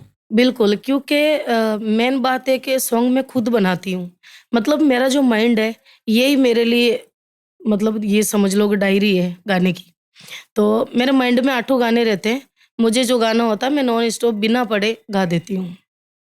2024 आज के टाइम में भी युवा पीढ़ी म्यूजिक की तरफ काफ़ी आकर्षित होती है। जी, उनको भी लगता है कि मुझे भी सिंगर बनना है जी। और कुछ फीमेल आर्टिस्ट भी होती है जिनको भी लगता है कि मुझे सिंगर बनना है। वो क्या इसमें करियर देख सकती है और अगर देख सकती है तो कैसे देखे और किस तरह से वो शुरुआत कर सकती है और आगे बढ़ सकती है। आप पर्सनली क्या लोगों को बताना चाहेंगे, अपने जो भी आर्टिस्ट है उनको क्या राय देना चाहेंगे। मैं आप सभी से यही कहना चाहती हूँ, जो अभी जो कलाकार बनने वाले हैं या बनना चाहते हैं, तो आज ये जो रानी रंगीली आपके सामने बैठी हैं, एक झोंपड़ी से लेके महल तक मैंने सफ़र तय किया है। तो मैं यही चाहती हूँ कि आप मेहनत करते रहो, नामुमकिन कुछ भी नहीं है, सब मुमकिन है। सोचो मैं अनपढ़ होके यहाँ तक पहुँच सकती हूँ, जहाँ राजस्थान की सुपरस्टार, मेगा स्टार मेरे आगे लगाया जाता है। मैं अनपढ़ होके यहाँ तक पहुँच सकती हूँ, तो आप तो पढ़े लिखे हो, तो आप बस मेहनत करते रहो, किसी की मत सुनो। आपको जो करना है, उस पे आप लक्ष्य बनाए रखो। एक दिन आपको कामयाबी ज़रूर मिलेगी, एक दिन आप सक्सेस ज़रूर होगे, बस मैं यही चाहती हूँ। तो एक इंटरेस्टिंग सवाल है, रानी रंगीली नाम कैसे पड़ा? रानी रंगीली नाम इसलिए पड़ा है कि मेरा एक कार्यक्रम था नीमच के पास में, जब सिर्फ रानी नाम था मेरा। तो गोपाल जी जो दादा थे, हम प्रोग्राम में गए थे, तो जब वो वहाँ का जहाँ भी मैं डांस करती थी, वहाँ का जो माहौल है ना, वो बहुत अजीब-सा हो जाता कि वाह! क्या डांस, वाह, वाह! मतलब सब में वाह, वाह! मतलब एक नंबर मैं ही लेके आती थी वहाँ। तो फिर एक दिन हम लोग आ रहे थे, फिर दादा ने बोला कि रानी, क्यों ना मैं रानी छेल छबीली नाम लगा दूँ? क्योंकि तू उस तरह का डांस करती है, उस तरह का तेरा वो मूवमेंट रहता है, तो मैं ऐसा करूँगी कि नहीं, नहीं, नहीं, लोग क्या कहेंगे मुझे, कौन-सी छेल छबीली? फिर सोचा और कोई नाम, फिर 2-3 नाम बताए, तो मैंने मना कर दिया। फिर उन्होंने बोला, "रानी रंगीली कैसा रहेगा?" मैं बोला, "हाँ, ये नाम ठीक है।" वो नाम उन्होंने ऐसा रखा कि बच्चे-बच्चे की ज़ुबान पे रानी रंगीली नाम आ गया, और इतना, मतलब ये देख लो, वो सरनेम जैसे ही लगा रंगीली, तो पूरी दुनिया में ये नाम छा गया रंगीली। और जैसे ये तो हुई आप दोनों की कन्वर्सेशन, जी। रंगीली लोगों के सामने कैसे आया नाम? रंगीली ऐसे आया कि एक प्रोग्राम था मेरा, जहाँ फिर जैसे रानी के नाम से तो चल ही रहा था, फिर वो लगाने लगे कि अब आपके सामने रानी रंगीली आने वाली है। रंगीली मतलब जैसे मेरी मंच पे एंट्री होती थी, तो रंगीन माउन माहौल हो जाता, पूरा रंगीन माहौल हो जाता। इस वजह से उन्होंने रंगीली सरनेम लगाया, इतना पॉपुलर हुआ। नाम को लेके तो आप शुरू से विवादों में रही है। जी, एक नाम आपका बहुत और भी लोग लेते हैं कि यार जी। ये रचना, हाँ, रचना नाम करके भी बताते हैं कि नहीं नहीं इनका नाम रानी जी नहीं है, ये जी। तो रचना है। इस बारे में क्या कहना चाहेंगे आप? बिल्कुल, ये गलतफ़हमी भी मैं सबकी दूर कर देती हूँ। ये सवाल आपने अच्छा पूछा। बहुत सारे लोग बोलते हैं कि आपका नाम रानी नहीं, रचना है। वो इसलिए कि मेरा जो जन्म नाम है वो रानी है। मेरे घर में मैं शुरू से ही मतलब चुलबुली टाइप रही हूँ। तो मेरे जो नाना जी थे वो मेरी मम्मी को बोलते थे, जैसे गाँव में होता है ना, मेरी मम्मी को बोलते थे, "ये धरती की रचना है, ये धरती पे रचना करेगी, रचना। ये तेरी छोरी जो है ना, ये धरती की रचना है।" वो तो ऐसे ही बोलते थे, "धरती की रचना, आजा घर पे अभी, खाना खा ले।" तो ऐसे बोलते थे। इसलिए मेरे घर में भी मुझे सब रचना कह के ही बोलते हैं। हाँ। तो लोगों तक कैसे आया ये नाम? अगर आपके घर में ही बोलते हैं खाली रचना, तो बाहर कैसे आया ये? बाहर इसलिए आया कि जैसे कुछ लोग, जैसे हमारा घर था, तो आस-पास को तो पता चलता ही है, ऐसे-ऐसे करके उनके पास खबर पहुँची। और जैसे हमारे जो आर्टिस्ट लाइन में जो लोग हैं, तो उनको भी मैं बताती थी कि मेरे को ऐसे बोलते थे या ऐसा नाम है, तो उनको पता है। तो जब ऐसे-ऐसे करके लोगों के पास पहुँच गया कि नहीं, इसका नाम तो रानी नहीं है, रचना है, ये लोगों के दिमाग में बस उसको लोगों ने यूज़ किया है। कभी आपने सफाई नहीं दी इस बारे में, लिख के बता के कि भाई मेरा नाम रचना नहीं है, मैं रानी हूँ? जब मेरे को रचना नाम भी पसंद है, क्योंकि रचना जो नाम है ना, वो सृष्टि रचई, भगवान का नाम है, तो मुझे खुशी है मेरे दोनों नाम से। तो जिसको जो बोलना है करे, इसके बारे में क्या सफाई दूँ मैं। सही बात है। रचना से याद आया कि वृंदावन, जी, पवित्र नगरी, जी, जहाँ पे लोग कृष्ण के लिए तो जाते ही है, राधा रानी के लिए तो जाते ही है, जी। पर एक महाराज जी है हमारे जिनका काफ़ी आज के टाइम में वो वायरल चल रहे हैं, उनका नाम इतना बढ़िया चल रहा है कि लोग मिलने के लिए तरसते हैं उनसे, श्री हाँ, प्रेमानंद जी महाराज। श्री राधे। तो अभी रिसेंटली आप और महेंद्र बन्ना, आप दोनों वहाँ गए थे और एक सॉन्ग वहाँ पे आपने गा के दिखाया जी, और काफ़ी प्रभावित भी हुए महाराज जी आपसे। जी। उसका एक्सपीरियंस बताइए, कैसे मूड बना वहाँ जाने का, क्या क्या वहाँ पे एक्सपीरियंसेस रहे, सारी चीज़ें। देखो, मैं भगवान से बहुत लगाव रखती हूँ, मैं भक्ति भाव में बहुत हूँ। मतलब मैं 33 करोड़ देवी-देवताओं को पूजती हूँ। ऐसा नहीं है कि मैं एक देवत को पूजती हूँ, सबकी पूजा करती हूँ। इसीलिए तो हर साल में कोई ना कोई देवत मेहरबानी कर देता है और गाना हिट हो जाता है मेरा।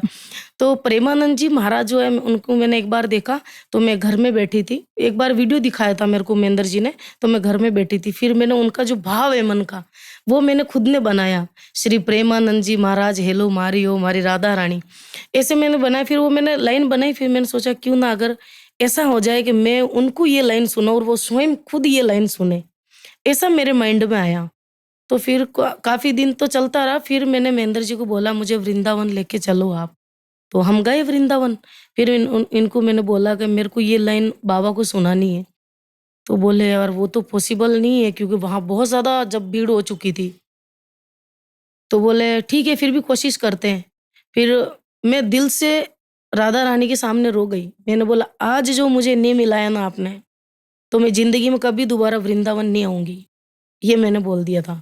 फिर जैसे गए महेंद्र जी उनके जो मिलने वो जो करते हैं सब देखते हैं वहाँ का, उनसे मिले। इन्होंने चैनल वगैरह बताया। ये रानी बोले अभी वो सिस्टम बंद कर दिया है, यहाँ गाने-वाने का नहीं करते, बहुत ज़्यादा भीड़ रहती है बाबा के। तो कोई नहीं उनसे आप मिला दो। फिर वो टोकन जो वो दे दिया उन्होंने, मना नहीं किया।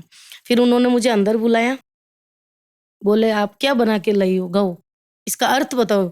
अब मैं तो राजस्थानी में ही गाया उसको, तो मैंने उनको गा के सुनाया। बोले इसका अर्थ क्या? मैं अर्थ ये है कि प्रेमानंद जी महाराज जो है वो राधा रानी को आवाज़ लगा रहे हैं कि आप कब आओगी, कब दर्शन दोगी?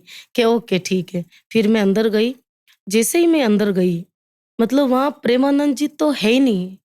ये तो सिर्फ़ एक नाम है कि प्रेमानंद जी वहाँ हैं। उनके अंदर स्वयं कृष्ण बैठे हैं, वो कृष्ण ही बोलते हैं।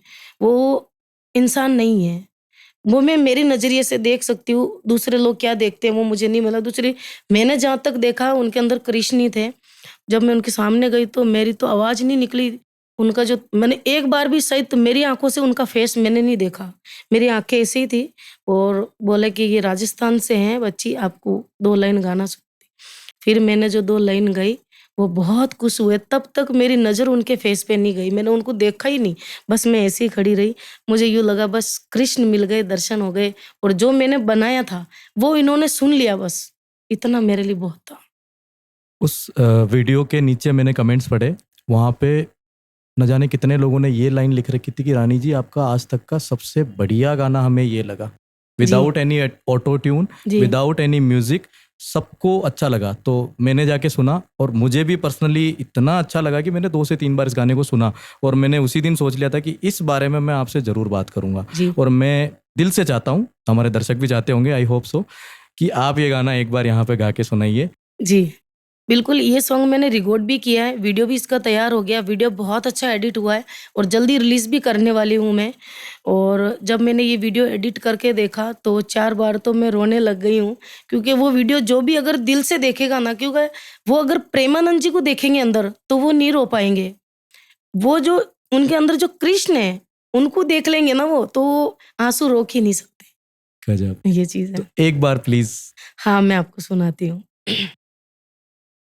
श्री प्रेमानंद महाराज हेलो मारियो मारी राधा रानी अर श्यामा पटरानी वृंदावन मई जोवे तारी बाट वो मारी राधा रानी वृंदावन मई जोवे तारी बाट।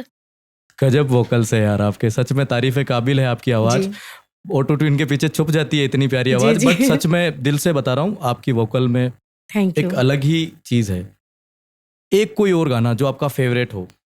एक अच्छा, क्या मतलब डीजे सॉन्ग सुनाऊँ या? नहीं, जो आपको अच्छा लगे, जो आज जो भी आपको दिल में आए वो गाना गा दो बस। चलो ठीक है, तो मैं दादा का एक सॉन्ग है गोपाल जी का, वही गा देती हूँ, बहुत फेमस सॉन्ग है। हो मारा गोपाल जी अबे आवो सा, हो मारा गोपाल जी अबे आवो सा, थोरी रानी बाटाया में जोवे सा। पूरा जोधपुरी एक्सेंट है ये तो। थैंक गजब। यू। और एक नाग लपेटा, ये जी, मेरी पर्सनल डिमांड है, जी। नाग लपेटा। अरे भीण बजा तो आई जे, अरे पुंगी बजा तो आई जे, जोगी भीण बजा तो आई जे, अरे आधी आधी रात में या नागण लपेटा लेवे, अरे आधी रात में या नागण लपेटा खावे। तो सवालों को थोड़ा और गहराई में ले जाते हुए जी, आपसे ये पूछना चाहूँगा, क्योंकि कमेंट्स में मैंने जगह-जगह महेंद्र बन्ना, महेंद्र बन्ना, जी। महेंद्र बन्ना, कौन है कुंवर महेंद्र बन्ना और आपसे इनका क्या रिलेशन है? महेंद्र जी एक एक्टर हैं, राजस्थान के बहुत पॉपुलर एक्टर हैं। और हमारी जो जोड़ी है वो एल्बम में बहुत ज़्यादा पसंद करती है पब्लिक। जब इन्होंने फर्स्ट सॉन्ग किया था मेरे साथ में हरियाला बंदा, तो वो सॉन्ग जैसे ही मार्केट में आया ना, तो या तो रानी रंगीली की तारीफ हुई थी यार, कि बोलते हैं ना अपने राजस्थान में, यार छोरी कई डांस कर रही है यार। तो वैसे महेंद्र जी के लिए बोला गया था कि कई छोरो है यार, कई हीरो है यार, कई जोरदार हीरो है यार, ऐसे इनकी तारीफें हुई थी। तो राजस्थान के अंदर इनकी बहुत अच्छी फैन फॉलोइंग है। और हमारा जो मतलब दोनों का अटैचमेंट जो है, मतलब एल्बम को लेके, वो बहुत ही अच्छा कॉम्बिनेशन है हमारा। फिर से म्यूजिक इंडस्ट्री से रिलेटेड क्वेश्चन, जी।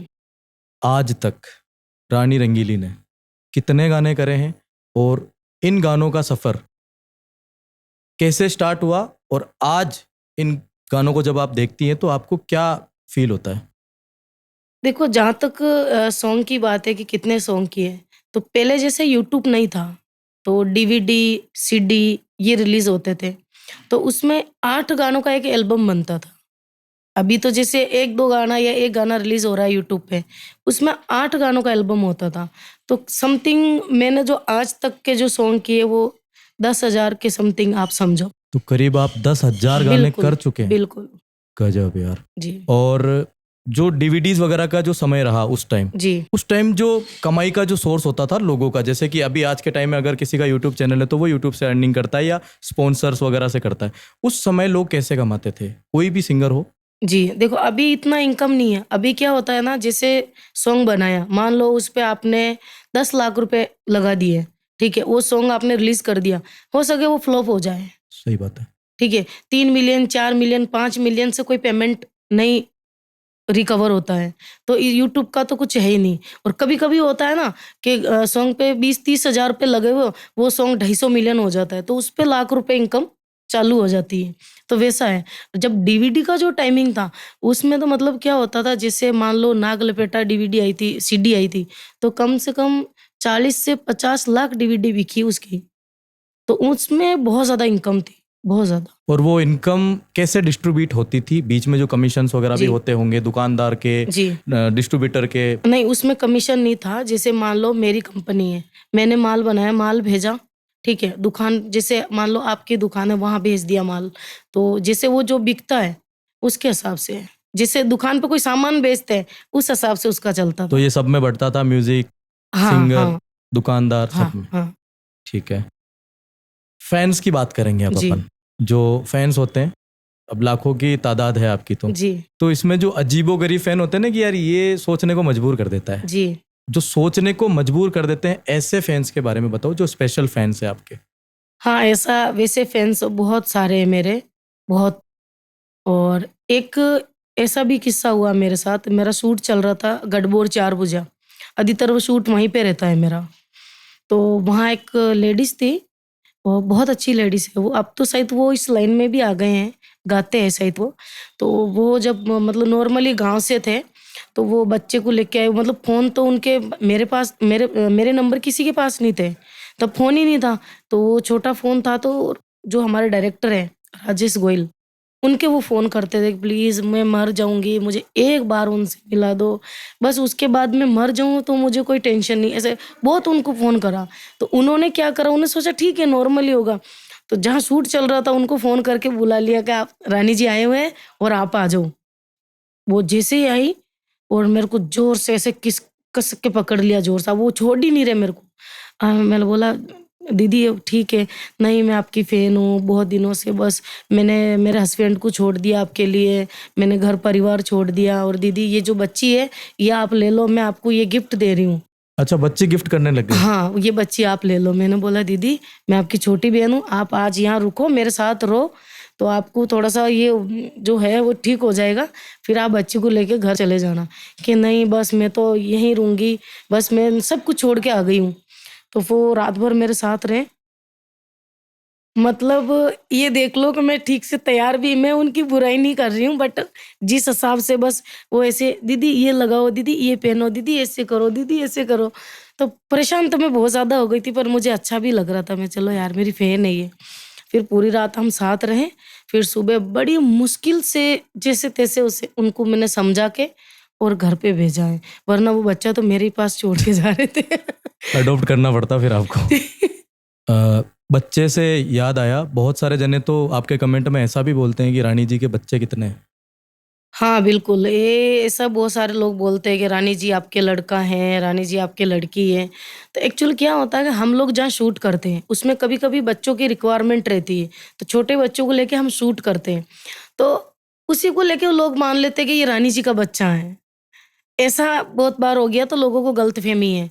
और जैसे अ, बच्ची जो हमारे साथ रहती है, जिसका मीठी नाम है, वो मेरे भाई की लड़की है, विक्रम की, मेरा जो छोटा भाई है उसकी बच्ची है। तो वो दोनों को स्कूल में मैं ही पढ़ाती हूँ, मतलब उस स्कूल का जो भी है सब मैं ही देखती हूँ, मैं वो बच्ची मेरे पास ही पढ़ती है। तो कई बार उनकी वीडियो साथ में आती है, वो सब मेरी भतीजी है, मैंने वीडियो में भी लिख के डालती हूँ कि मेरी ये भतीजी है, पर बहुत सारे लोग होते हैं ना यकीन नहीं करते हैं। रियल और रियल लाइफ में फर्क हाँ, नहीं कर तो वो पाते नहीं हैं। करते हैं।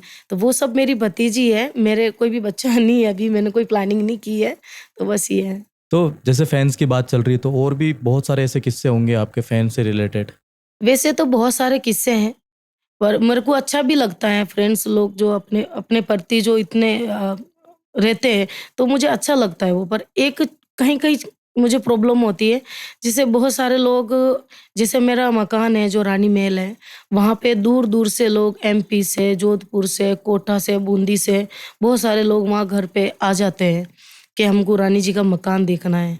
तो मैं सभी फ्रेंड्स से ये कहना चाहूँगी, हाथ जोड़ के मैं आपसे ये निवेदन करती हूँ, आप जो इतनी दूर से आते हो, मैं इतनी वहाँ नहीं रहती हूँ विजयनगर में, और फिर आप एक चीज़ सोचो कि जैसे आप इतनी दूर से चला के आते हो, तो वहाँ जो है वो स्टूडियो नहीं है, मेरा खुद का मकान है, हाउस है जिसमें मैं रहती हूँ।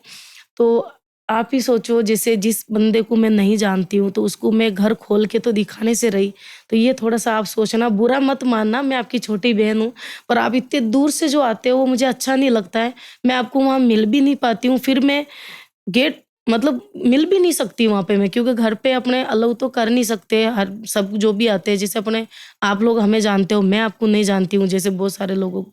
जैसे आप दूर से आ गए चला के, तो मैं कैसे आपको बता दूँ कि ये मेरा घर है, यहाँ सोते हैं, ये खाते हैं। तो ये थोड़ा अच्छा नहीं लगता है, मुझे बहुत दुःख भी होता है कि मैं इनको कैसे समझाऊँ? ये बात मैं काफ़ी दिनों से आपको कहना चाह रही थी, पर मुझे लगा शायद आपको बुरा लग जाएगा, इसलिए मैंने ये बात इतने दिन नहीं कही। तो मैं आपसे निवेदन करती हूँ कि आप ऐसा ना करें, प्लीज़। मैं आपकी छोटी बहन हूँ, आपकी बच्ची हूँ, तो थोड़ा-सा आप ध्यान रखें। तो ऐसे फैंस जो मिलना चाहते हैं आपसे, जिनकी इच्छा है कि रानी जी से मिलना ही मिलना है, उनके लिए क्या कहना चाहेंगे आप? कैसे मिल सकते हैं वो आपसे? देखो, वैसे तो प्रोग्राम पे जब जाते हैं, सभी लोग मिलते ही हैं, फ़ोटो भी खींचते हैं, तो मैं उनको किसी को निराश नहीं करती हूँ। पर घर पे थोड़ा-सा मुश्किल हो जाता है मिलना, तो मैं तो यही चाहती हूँ कि चलो ये मेरा सौभाग्य है कि इतना प्यार मुझे ये लोग करते हैं, इतना चाहते हैं, क्योंकि हर किसी के पास ये चीज़ नहीं है और कोई किसी के पीछे नहीं जाएगा। सही बात है। ठीक है, अपने फैन है इसलिए अपने साथ मतलब आ जाते हैं घर तक, तो मेरे को तो अच्छा ही लगता है। बट कभी-कभी ऐसा होता है कि नहीं मिल पाते हैं, तो आप प्रोग्राम के ज़रिए मुझसे मिलो। मेरा जहाँ शो है वहाँ आप मुझे मिलो, और मेरा जो यूट्यूब चैनल है आप वहाँ देख ही रहे हो, सपोर्ट कर ही रहे हो, बस ऐसे ही सपोर्ट करते रहो, ये चाहूँगी। और आपके फैंस को आप क्या कहना चाहेंगे आपके शब्दों में? कोई ऐसी बात जो आपने पूरे जीवन में एक सीख ली हो, सीख के रूप में, और वो आप अपने प्यारे फैंस को बाँटना चाहती हो? फ्रेंड्स को मैं यही कहना चाहती हूँ, बस आप जिस तरीके से मेरे को आपने सपोर्ट किया, वैसे ही आप आशीर्वाद रखना। एक छोटी बहन समझ के, एक छोटी बड़े जो हैं मुझसे वो बेटी समझ के वैसे ही आशीर्वाद देना। आप एक रानी रंगीली को मत देखना मार्केट में, मैं आपकी बच्ची हूँ और मैं राजस्थान का नाम बस रोशन करना चाहती हूँ, तो इसमें आपका सपोर्ट चाहिए मुझे, बस वो सपोर्ट आप रखना। वैसे बचपन में सपने होते हैं हमारे बहुत सारे जी। कि यार जब मैं बड़ा हो जाऊँगा, जब मैं कमाने लगूँगा या लगूँगी, तो उस समय मैं ये चीज़ें करूँगी। आपके क्या ड्रीम्स रहे हैं जो आज आप पूरा करती है तो आपको खुशी मिलती है, और ऐसा कौन-सा बड़ा सबसे बड़ा ड्रीम था जो आज जाके पूरा हुआ? देखो, कुछ ड्रीम मेरे पूरे हो गए, कुछ बाकी है। ड्रीम मैंने देखा था कि मेरे लिए एक मैं रानी महल बनाऊँ, और सबसे पहला ड्रीम मेरा ये था कि मेरी जो फैमिली है, मैं मम्मी के लिए मकान बनाऊँ, वो भी मैंने पूरा कर दिया। मैं मेरे लिए रानी महल बनाऊँ, वो भी मैंने पूरा कर लिया। अब मेरी इच्छा है कि मेरे जो भाई हैं, उनके लिए मैं स्पेशली कुछ अच्छा करना चाहती हूँ। तो वो थोड़ा ड्रीम मेरा बाकी है, तो पब्लिक का सपोर्ट रहा तो वो भी मैं पूरा कर दूँगी। पर आपने फॉर्च्यूनर का तो बताया ही नहीं। फॉर्च्यूनर तो गाड़ी तो चाहिए, तो बस सपना था कभी कि गाड़ी लानी है फॉर्च्यूनर, या नहीं, ऐसी आइडिया है? ऐसे कैसे चुनी आपने कि फॉर्च्यूनर ही लेनी है? पहले मेरे पास एक्सयूवी गाड़ी थी। मेरे को महिंद्रा की बहुत गाड़ी पसंद है, एक्सयूवी गाड़ी मतलब बहुत अच्छी लगती है, मेरे को बहुत पसंद है। फिर बीच में जब चेंज करने का हुआ गाड़ी का, तो महेंद्र जी ने बोला कि आप फॉर्च्यूनर ले लो। तो महेंद्र जी के कहने से मैंने फॉर्च्यूनर गाड़ी ली है। फॉर्च्यूनर से याद आया, आपके पास एक पहले ब्लैक फॉर्च्यूनर भी हुआ करती थी जी, जिससे जुड़े काफी सारे विवाद भी है, जो कि हमारे दर्शकों ने भी कमेंट्स के अंदर भर भर के पूछे। जी, उनका कहना है कि रानी ड्रिंक करती है, जी, रानी ने उस दिन ड्रिंक की हुई थी और ये नशे करती है, इस वजह से उस दिन वो एक्सीडेंट हुआ, और बहुत सारी अजीब अजीब तरह की बातें। आपकी क्या इस पे प्रतिक्रिया है? दूसरी बात, उस दिन एक्चुअल में क्या हुआ था, वो पूरा का पूरा किस्सा ईमानदारी से बताइए। जी, बिल्कुल। आपको पता है कि मैं जो भी बोलती हूँ, मेरे को जो बोलना होता है वो सच्चाई में बोलती हाँ, हूँ, मुंहफट तो और आप है, इसीलिए सही मैं बात है। विवाद में आती हूँ, क्योंकि मेरे को सब रियल बोलने की आदत है। मैं कुछ भी छुपा के नहीं रखती। एक्चुअल क्या है, बाघाना जो गाँव है, वहाँ हमारे झुंझार जी का मंदिर है। तो उस दिन गाड़ी में समथिंग 6 लोग थे।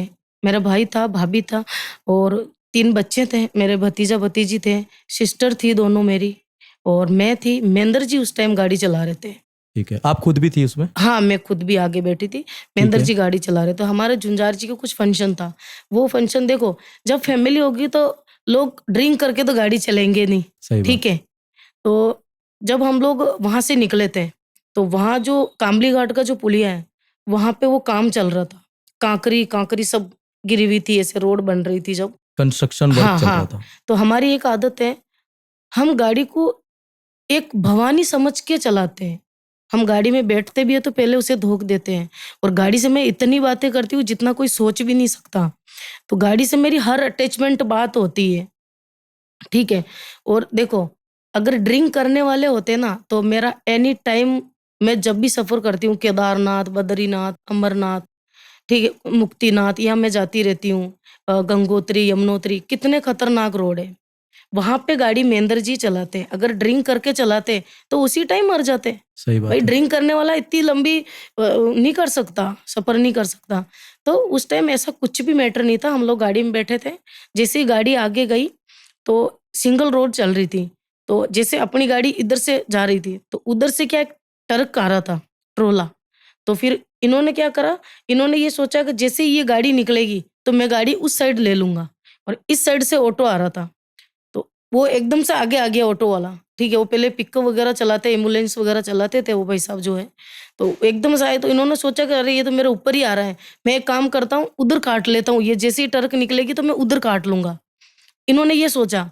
तो जैसे ही वो गाड़ी निकली, इन्होंने उधर गाड़ी काटने की कोशिश की, और उसने भी उधर ही काट ली। अच्छा। इसलिए वो गाड़ी महेंद्र जी की तरफ से नहीं ठुकी। आप एक्सीडेंट देखो, मेरी तरफ से, क्लासी साइड से ठोकी है गाड़ी को। तो डायरेक्ट मेरी साइड से ही गाड़ी टायर पे लगा है उसके। वैसे टायर पे लगा तो गाड़ी हो गई हमारी पलटी। पलटी हो गई गाड़ी, 3 पलटी हुई गाड़ी की, घसीट के इतनी दूर गई गाड़ी, तो पूरी खत्म हो गई थी।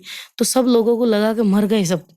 इतने किसी को मालूम नहीं है कि ये रानी रंगीली की गाड़ी है, ये मालूम नहीं था। फिर गाड़ी पलटी हुई, फिर 10 मिनट बाद, 10 मिनट बाद हम सबको होश आया। फिर देखा कि गाड़ी उल्टी है, पूरा गिरा हुआ है। पर ये देखो, किसी को भी एक खरोच तक नहीं आई, ना बच्चों को, ना किसी को। सिर्फ मेरी साइड से ही हुआ एक्सीडेंट, तो मेरी नस में लग गई थी, तो मैं बेहोश हो गई थी। फिर सबको बाहर निकाले, सब निकालने के बाद मेरे बहुत ज्यादा खून चल रहा था। अब सोचो, पूरी गाड़ी खत्म हो गई, 3 पलटी गाड़ी ने ली है, ठीक है? तो बियर की बोतल अगर अंदर होती, बहुत सारे लोगों ने बोला है कि कार्टून मिला है अंदर, तो फिर उसमें से आपने एक बोतल तो फूटी हुई देखी होगी। जिन लोगों ने कहा है कि ड्रिंक था, गाड़ी में बोतल थी, तो फिर बोतलें फूटी क्यों नहीं? पूरी बोतल कैसे मिल गई? तो ये सबसे समझदार के लिए तो ये सबसे बड़ा पॉइंट है, ठीक है? दूसरे लोग क्या सोचते हैं उससे मुझे कोई फ़र्क नहीं पड़ता है। तो गाड़ी पलटी हुई, हमको बाहर निकाले, तो मेरे बहुत ज़्यादा खून बह रहा था। किसने निकाला आपको सबसे पहले बाहर? मेरी जो सिस्टर है, उस वो ही निकली सबसे पहले उस साइड से, फिर उसने सबको निकाला है। फिर हमको हॉस्पिटल ले गए, जब कुछ विवाद चल रहा था मेरा। और हॉस्पिटल कौन लेके गए आपको उस समय? उस समय हम खुद ही गए हॉस्पिटल, जब वहाँ के जो लोकल लोग थे, तो मेरा खून बहुत ज़्यादा। लोकल लोगों ने हेल्प की आपकी हाँ, पूरी? किया। उन्होंने बोला, "रानी जी, आप तो रानी जी हो?" मैं बोला, "हाँ।" तो बोला, "आपके बहुत ज़्यादा खून बह रहा है।" तो वो हमको गाड़ी में बिठा के हॉस्पिटल ले गए, ठीक ठीक है। है? उसके उस टाइम पे क्या हमारा विवाद चल रहा था, किसी मैटर को लेके विवाद चल रहा था उस टाइम। तो किसी लोगों ने पता नहीं किसने ये बोतल वगैरह रख के बना दिया कि इसमें तो बियर के कार्टून मिले हैं, वो मिले हैं, वैसा-वैसा ये मैटर हुआ है। दूसरी ऐसा कुछ भी मैटर नहीं है। हम ड्रिंक नहीं करते हैं, ना ड्रिंक हमने किया हुआ था। लोग हैं वो बातें बना देते हैं, तो विवाद भी मेरा चल रहा था। तो उस हिसाब से किसी ने रख दिया बोतल, तो बना दी न्यूज़ बस। कुछ ही देर में जो है आपके यूट्यूब पे वीडियो वायरल हुए कि इस हाँ, गाड़ी में से ये बियर मिली है ये। जी, तो जी। जब आपने हॉस्पिटल में वो वीडियोस देखे तो क्या फील हुआ आपको उस समय? देखो, वैसे तो मेरे में बहुत हिम्मत है, मैं टूटती नहीं हूँ, पर वो वीडियो देखने के बाद मैं बहुत ज़्यादा मुझे गुस्सा भी आया था और टूट भी गई मैं। बोला यार, फिर मैंने ऑनलाइन आके एक वीडियो डाला था, मैंने बोला इस हालत में तो आप मुझे बख्श देते, कम से कम, ये मैंने बोला था। और लोगों की क्या प्रतिक्रियाएं थी? बहुत सारे लोग तो गलत कमेंट ही कर रहे थे, अच्छा हुआ, घमंड टूट गया, फॉर्च्यूनर लाई, वो लाई, वैसा हो गया, ड्रिंक कर रखी थी। अरे भाई, फॉर्च्यूनर लाई तो वो उसमें हम दिन-रात डांस करते, बीमार भी होते हैं तो खून-पसीना एक करके वो हमारा मेहनत का फल है। वो वो चीज़ काफ़ी लोगों को नहीं दिखती है। और बहुत सारे लोगों ने तो आपको 4 से 5 बार मार भी दिया। हाँ, ऐसा भी हुआ कि लोगों ने बोल दिया कि रानी रंगीली मर गई है, माला चढ़ा दी उस पर, ओम शांति, शांति, भगवान इनकी आत्मा को शांति दे। मैं बोला यार ऐसा क्यों कर रहे हो? बहुत सारे कॉल आने लगे कि महेंद्र जी हम बैठने के लिए आ रहे हैं, रानी जी का कहाँ रखा बैठक? अरे क्या बैठक, रानी जी जिंदा है, लो बात करो। गजब। ऐसे भी लोगों ने गलतफ़हमी है तो फैलाई इस मार्केट में। जब ये सारी सिचुएशनें चल रही थी, तो आप तनाव में आई थी उस समय सोचने के लिए मजबूर हो गई हो कि यार ये सब क्या हो रहा है मेरे साथ? मेरी एक प्रॉब्लम है, मतलब मैं किसी भी चीज़ को सीरियस नहीं लेती हूँ। फिर मैं एक बार ये सोच लेती यार क्यों कर रहे हैं यार? क्या मिल रहा है इनको ऐसे करने से? करने दो, ठीक है, जाने दो। ऐसा मेरा माइंड है। तो उसके बाद जैसे हॉस्पिटल में आप गए तो क्या कितनी चोटें आई थी लगभग? गाड़ी में से किस-किस को चोट लगी? हॉस्पिटल में क्या हुआ? मतलब गाड़ी में तो किसी को भी चोट नहीं लगी। वो हॉस्पिटल वाला तो ट्रस्ट ही नहीं कर रहा था कि ये गाड़ी चला रहे थे कि इनके लगी ही नहीं। ऐसा कैसे हो सकता है? गाड़ी पूरी खत्म हो गई। बच्चों के भी किसी के नहीं लगी। मेरे लगी थी, मतलब यहाँ 2-3 नस में वो तरेड़ आ जाती है ना, फट जाती है नसें, वैसा हो गया था। तो बोले वो ये पागल भी हो सकती है और मतलब ये लकवा में भी जा सकती है। तो सुबह जब वापस वो किया सर का मेरा, क्या बात है यार! क्या इष्ट है इनका, ऐसा हुआ। अच्छा, आपकी मम्मी जी नहीं थी उस गाड़ी में? नहीं, मम्मी नहीं थी। उनकी क्या प्रतिक्रिया थी? मेरी मम्मी ने तो जब सुना तो वो तो पागल हो गई मेरी मम्मी तो। रात को लेके आए थे मम्मी को, फिर मम्मी जब आई तब मैं होश में आ गई थी, नॉर्मल थी। फिर मेरी मम्मी से बात की, मम्मी तो बहुत ज़ोर-ज़ोर से रोने लग गई थी। फिर मैंने उनको शांत किया, फिर वो वहीं रुकी मेरे पास। उसके बाद बहुत सारे लोगों की तरफ से ये कमेंट्स आए कि रानी जी ने तो अगले ही दिन नई फॉर्च्यूनर खरीद ली शोरूम में जाके। ऐसा नहीं हुआ, जब वो जो ब्लैक फॉर्च्यूनर थी उसका जब एक्सीडेंट हुआ था, तो वो गाड़ी थाने में खड़ी थी, कामलीगढ़ थाने में। तो मैं जब घर आ गई थी, तो बाद में गाड़ी को किसी ने जला दिया थाने के अंदर। अच्छा, ये घटना भी हुई थी जलाने हाँ, वाली? वो ठीक हो सकती थी गाड़ी, पॉसिबल था ऐसा, बट उसको किसी ने जला दिया। फिर थाने से मेरे फ़ोन आया और आस-पास में जो लोग थे उनका फ़ोन आया कि यार रानी जी की गाड़ी किसी ने जला दी थाने में। तो मेरे फ़ोन आया कि रानी जी आपकी गाड़ी जल रही है, तो मेरा तो दिमाग खराब हो गया। मेरे तो पैरों तले से ज़मीन खिसक गई यार, अब क्या होगा? क्योंकि मेरे को नहीं मालूम है क्या मैटर होता है, कैसे क्या होता है। तो बोले जला दी। फिर मैंने थाने में फ़ोन किया, गाड़ी कैसे जल गई? फिर थाने वालों ने बोला पता नहीं मैडम, वहाँ कुछ और भी एक मैटर चल रहा था, उसमें सब लोग बिज़ी थे। थाना अधिकारी जो बहुत अच्छे हैं, बहुत बहुत लोग अच्छे हैं वहाँ के। क्या वहाँ के प्रशासन ने आपको सपोर्ट करा? बहुत सपोर्ट किया मुझे, दिल से सपोर्ट किया है उन लोगों ने और मैं थैंक यू सभी को बोलना चाहूँगी। वहाँ के जो कामली घाट के जो अधिकारी हैं, थैंक यू बोलना चाहूँगी मैं, बहुत सपोर्ट किया मुझे उन्होंने। तो फिर वो गाड़ी तो जला दी, फिर वो जो भी मैटर हुआ जल गई, गाड़ी तो खत्म हो गई पूरी। ऐसा नहीं कि मैंने दूसरे दिन ही गाड़ी लेके आई, मतलब 4-5 महीने बाद मैंने नई गाड़ी ली है फॉर्च्यूनर, फिर वो लेके आई। अच्छा, तो ये फेक न्यूज़ है कि अगले ही दिन हाँ, आपने ये ले ली थी। फेक 4 से न्यूज़ है। 5 महीने हाँ, बाद हाँ, आपने एक हाँ। नई फिर फॉर्च्यूनर मैंने ली। व्हाइट कलर लिया है। वापस फॉर्च्यूनर ही क्यों ली? फॉर्च्यूनर इसलिए ली मैंने कि बहुत सारे लोगों ने मुझे ताने बहुत दिए हैं कि ठीक है, ठिकाने लग गए, फॉर्च्यूनर गाड़ी अब नहीं है औकात लाने की, वो नहीं है। तो पहले तो मैंने जब गाड़ी निकाली थी बहुत साइलेंट तरीके से निकाली थी। इस बार जो मेरे को छेड़ दिया जैसे किसी ने। तो मैंने इस बार गाड़ी पूरी डीजे के साथ निकाली, डीजे मंगवाया था मैंने पूरा डांस के साथ, जैसे एक दुल्हन को लेके आते हैं वैसे मैंने फॉर्च्यूनर गाड़ी निकाली थी शोरूम से। तो इसमें भी लोगों ने अपने रिएक्शन दिए हाँ। कि ये तो इंश्योरेंस पे वापस गाड़ी मिली है। देखो इतनी महंगी गाड़ी है तो इंश्योरेंस तो होता ही है, और कुछ पेमेंट घर से भी लगा है, सही बात है, क्योंकि पूरा तो मिलना नहीं है, ठीक वो बात है। चीज़ है। क्लेम पूरा कभी नहीं मिलता है। नहीं मिलता है।